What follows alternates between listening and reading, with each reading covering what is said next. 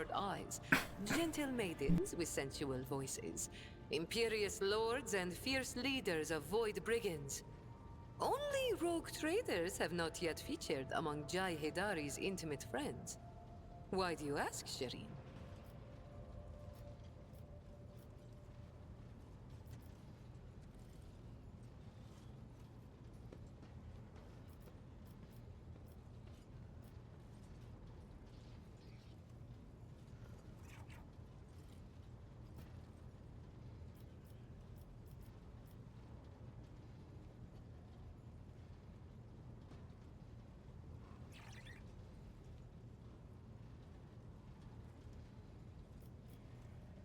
Let's see.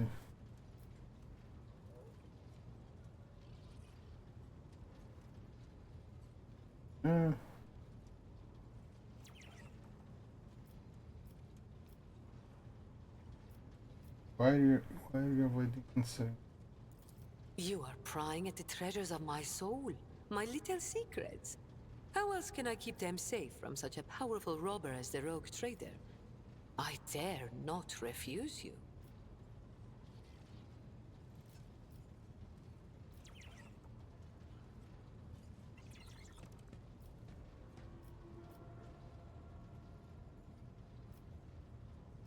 Enjoy being with you, or like us to spend more time together.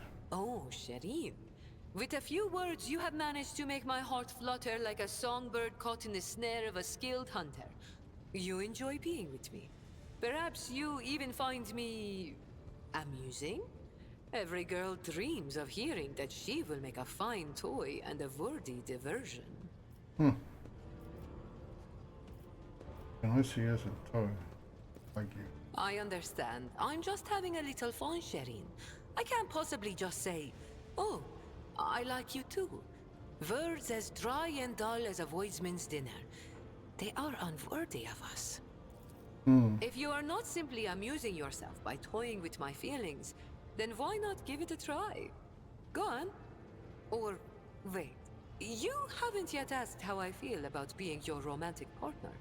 Ask soon, Shireen.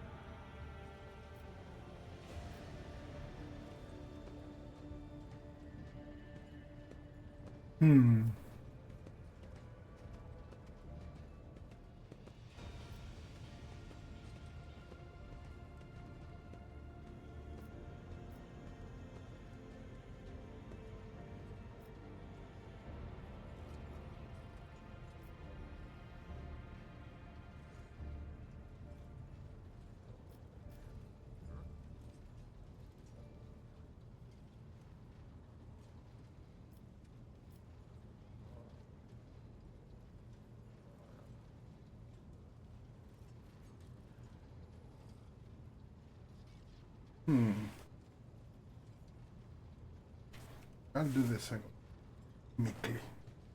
You be my romantic partner. Of course I will. How could I say no?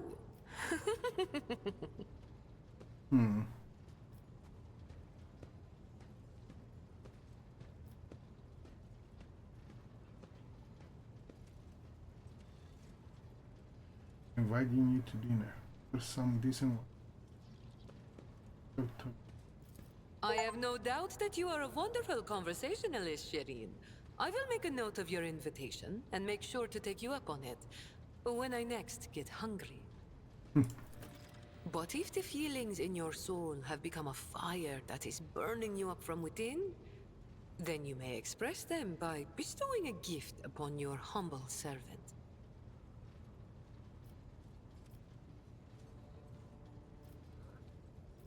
I'll see you later. Oh, I have no doubt you will.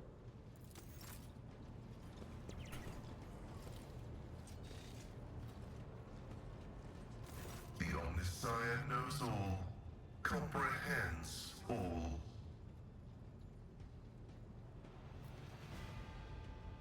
Strange messages have been appearing in the ships. Do you know about this? This statement is true. algorithmic violations have been recorded, as a result of which I twice performed an offering to the cogitators of corrective data vows and ruled out the possibility of sabotage. I hypothesize that the violation is a consequence of the discontent of the ship's machine spirits. I recommend a procedure of placation of the honored spirits for the glory of the Omnissiah and the steel angels sent by him. That you have experience, but what gift do you think I should give? Given the high status of the unit von Valancius and his services rendered to the Adeptus Mechanicus, perhaps a request for special leniency for the unit Jihadari. The sentence of oblivion without sabotorization that is stipulated for her crimes may instead be commuted to immediate redemptive servitude in perpetuus. Then, hypothetically, in time she would be able to compensate for a small portion of the sacrileges she has committed against the Omnissiah. It would be a most generous gift. However, this act of mercy is not advisable, for it is undeserved. Okay. May your labors be effective and fruitful.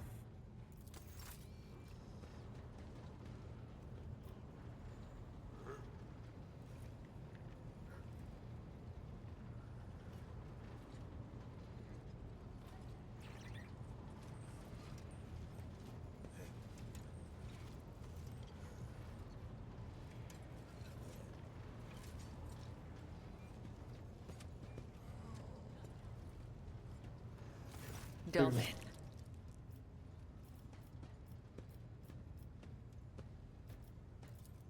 May the New for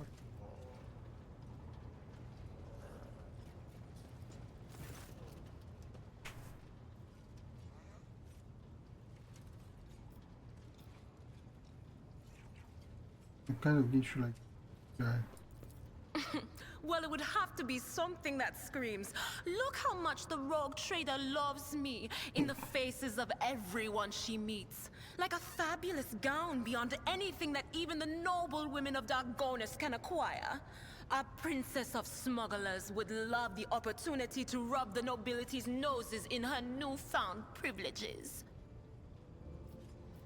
I'd like to hear your overview. How it starts in the future. All right, let's hear what they're whispering about you. In the cradle of your ancestors, a black dragon hungers, cunning and spitting venom. Many paths lead from home, but only one leads back to it, black and full of sorrow. When you start along the path, make haste. Make haste. I'm sorry, Lord Captain. The voices are going wild. I can't make out a thing. I'll try to rein them in, somehow. But for now... Yeah, I know. Of course. Always at your service. Whenever... Speak with them.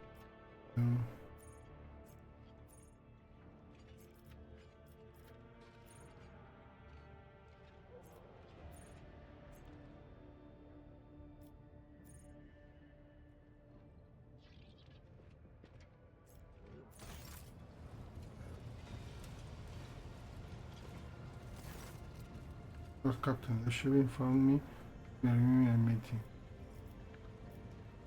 Have the work spirits brought you anything interesting lately?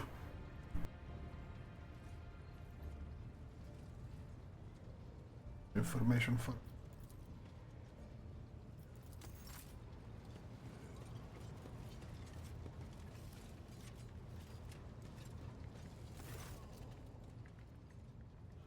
nothing. Leave Cassia didn't.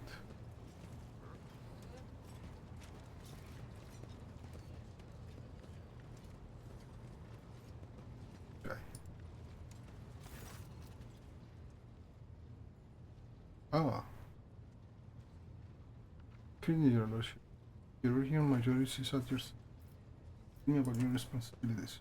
Your job is to save lives, heal wounded officers, develop vaccines for on board the Bitemix, discover new methods of healing. However, I spend most watches listening to things about their inequalities, managing the junior medic, dividing the afflicted into those, monitoring those who do not. Rather irritating my duties as Curio Majoris.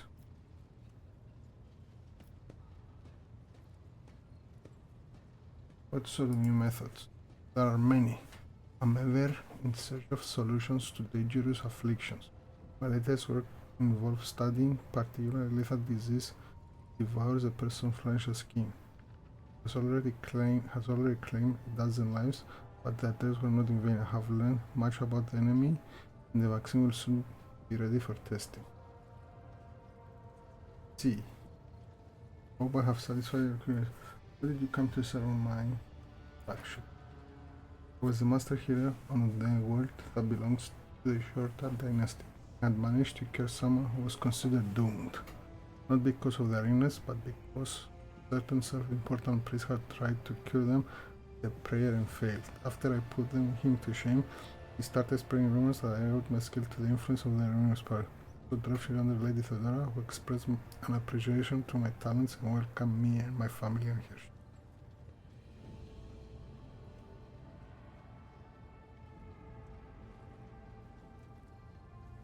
The customs of Cherta were truly so uncompromising and blind to reason. You teach a monk to read, you raise a bright heretic. I believe was one of their favorite local sayings. As for demonstrating the superiority of knowledge over the advice of well, what kind of defiance was sure to put my life at risk. Naturally, House Jordan still has need of people like me, educated and capable of intellectual thought. However, anyone who is permitted to learn does so under strict supervision. I've heard ladies in Intiash has a dedicated compartment of sages and keepers for knowledge, more resembles a prison than a library.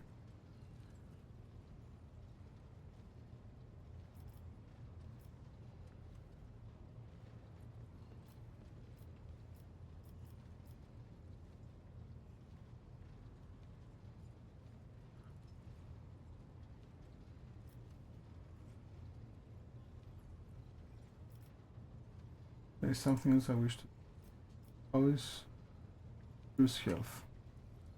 Are you interested in general report of the ship as a whole, or hearing about your immediate subordinates?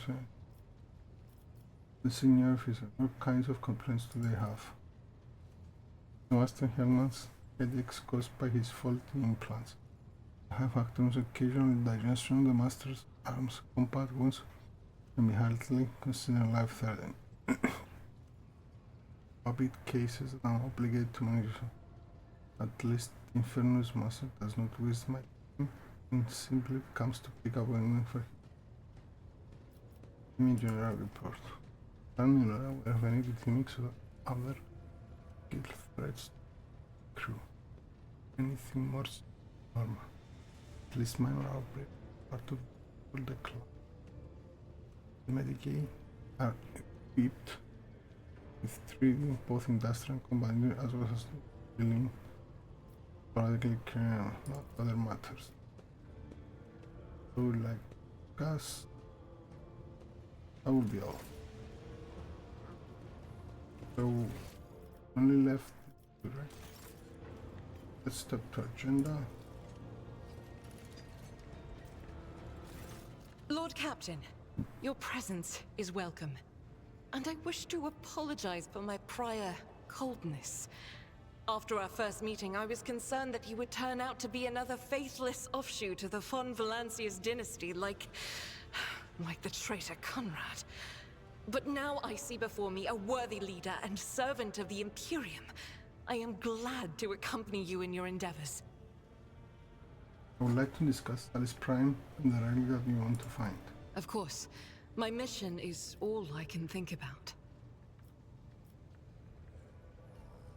Tell me about the agenda who's yourself. Gladly. Listen. Long ago, there was a blessed world. Thousands of stars covered the sky there, so bright that its denizens hardly knew the darkness of night. Thousands of rivers nurtured the soil. Thousands of gardens bloomed every spring, and at every moment, thousands of prayers were flying into the clear air, thanking and praising the Emperor. But one day, the people learned the meaning of darkness. Like a storm, accursed heretics who had sold themselves to the archenemy descended upon the planet. Shells flew from the sky that desolated whole cities and burned the gardens and filled the riverbeds with the blood of the faithful. Smoke and soot swallowed the skies and the 1,000 stars that had once shone over the world. Among the handful of survivors was one orphan who had watched all her family die, and the garden she'd grown up in burned to ash. But in her heart, she knew the absolute truth. Just these 3 words. The Emperor protects. And knowing that, she never looked away from the black, terrifying, smoke-covered sky. There were no more bright stars to be seen, except for one. The one star. The bright star. The silver star shone in the sky. And when the orphan smiled at it, the one star fell right into her hands. All the faithful in every corner of the continent who saw the trail of the falling star recognized it as an omen and went looking for the place where it landed. And they rallied together. And with the light of the one star, they found their salvation.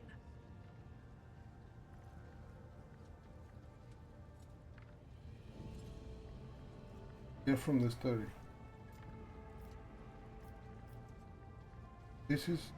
So, what is this one star? If I only knew. Neither the hagiography nor the legends give a straight answer.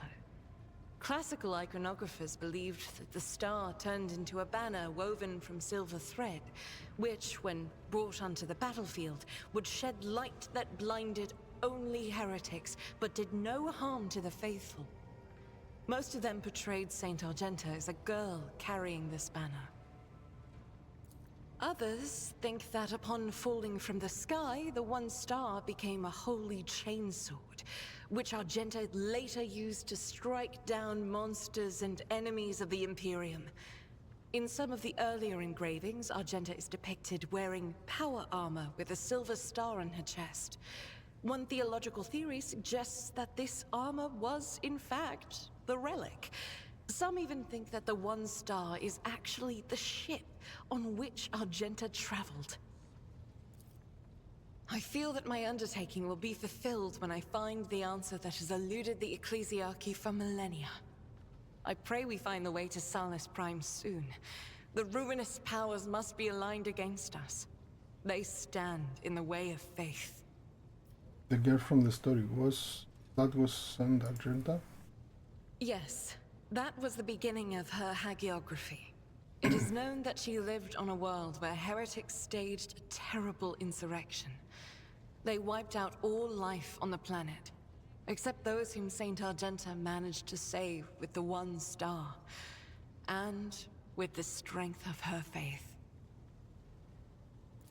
After that, she traveled between worlds gripped by turmoil on her ship, marked with a silver star, and brought hope to the faithful.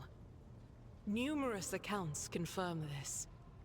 Her coming helped people turn the tide of the war, and wipe away corruption before the Imperium's main forces even arrived. Millions of people owed their lives to her, but the heretics, having realized their imminent defeat, sent the remnants of their forces after the ship with the silver star. It fell from the skies onto an obscure world.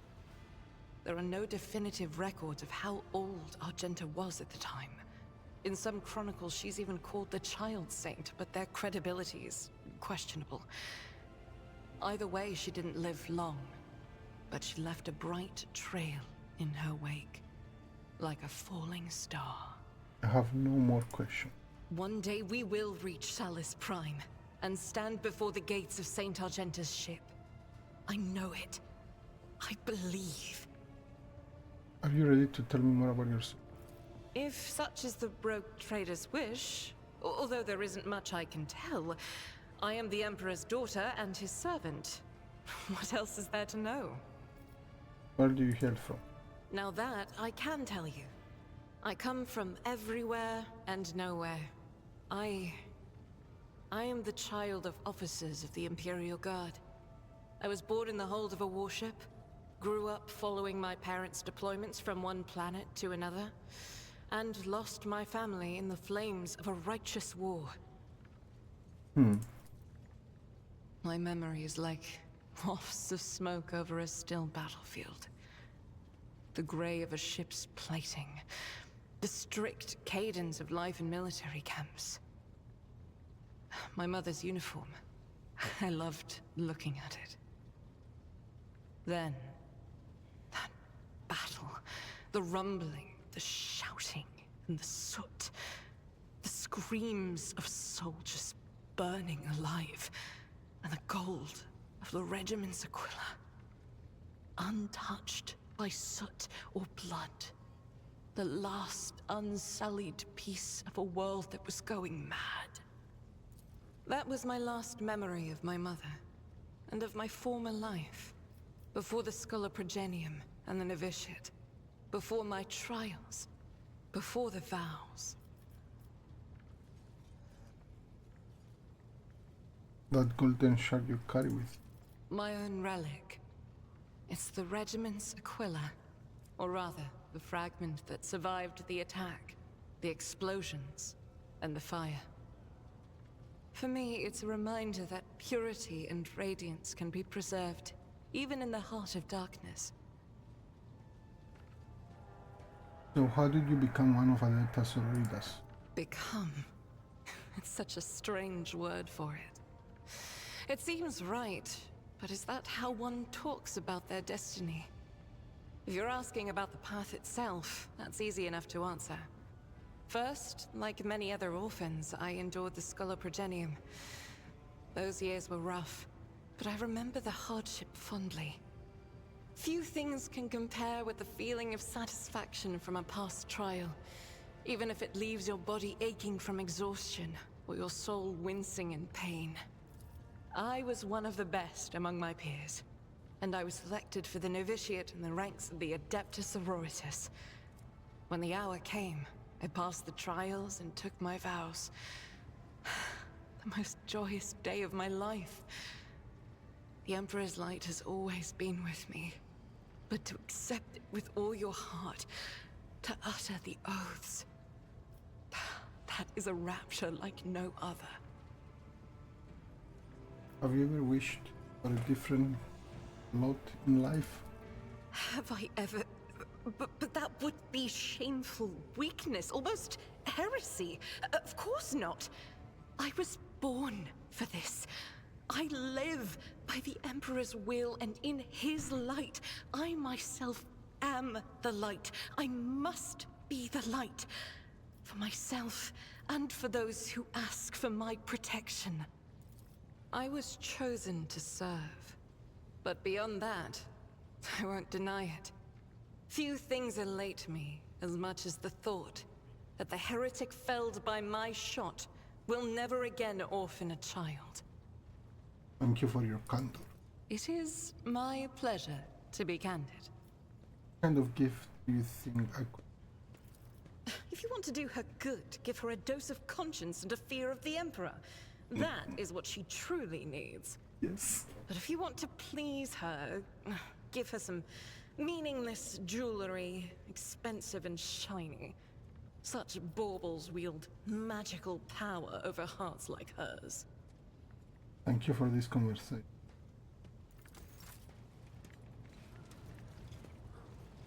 Let's speak to Cassia. Words cannot describe how boring the bridge is without our stimulating conversations.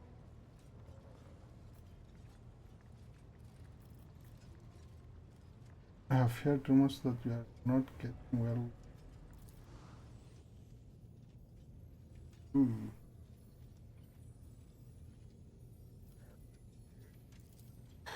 Not here. I'm begging you. Aren't noblemen supposed to discuss such things away from the servants? Let's go to my study. No one will disturb. Then lead the way, and I will answer all of your questions.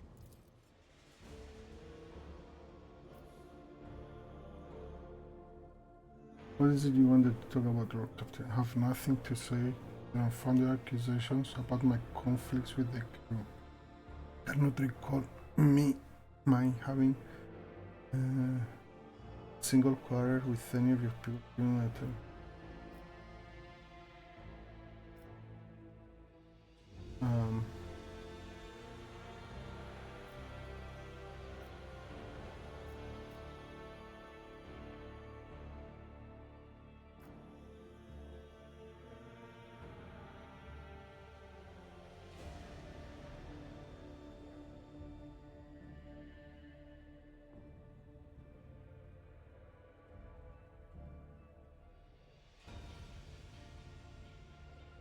The officers are reluctant to be courted in their chambers because constant emotional outburst it causes them. Some even maim wisps. I already told you I cannot control my abilities. What else do you want from me? Will I be as an Imperial, or will you put me in a prison shackles?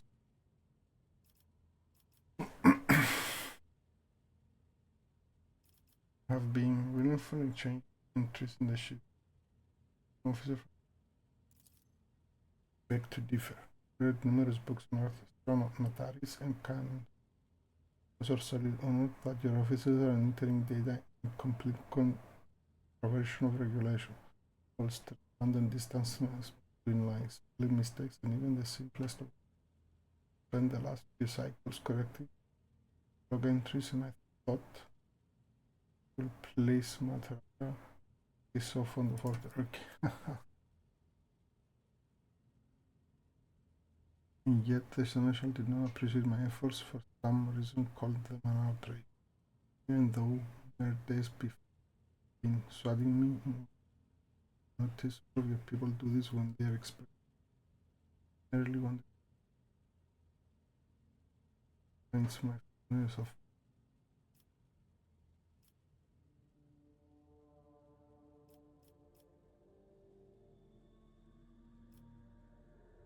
the messenger you butcher his own family and kill himself. Having rebuked simple there are single number in the I remember a kind young man with a shy smile and skillful fingers with too much of an ochre shoulders.